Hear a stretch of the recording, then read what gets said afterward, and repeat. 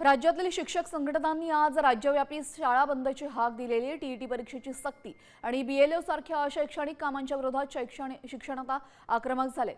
या आंदोलनामुळे आज शाळांचं कामकाज ठप्प होण्याची शक्यता असून प्रशासनानं आंदोलनामध्ये सहभागी होणाऱ्यांचं वेतन कापण्याचा इशारा दिलाय. तरीही शिक्षक आंदोलनावर ठाम आहेत. आंदोलनाला महाराष्ट्र राज्य शिक्षक परिषदेसह विविध संघटनांनी जाहीर पाठिंबा दिलाय.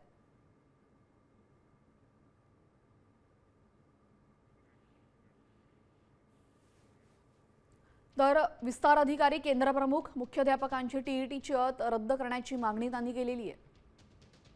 शिक्षकांना दिलेली बीएलओ मतदार यादी पुनर्निरीक्षणाची कामं थांबवण्याची मागणी आहे. कोर्टाच्या निर्णयानुसार शिक्षकांना आता 31 ऑगस्ट आंदोलक शिक्षकांवर होणारी 1 दिवसाची वेतन कपातीची कारवाई मागे घ्या. सेवाज्येष्ठ शिक्षकांवर होणारा अन्याय दूर करा.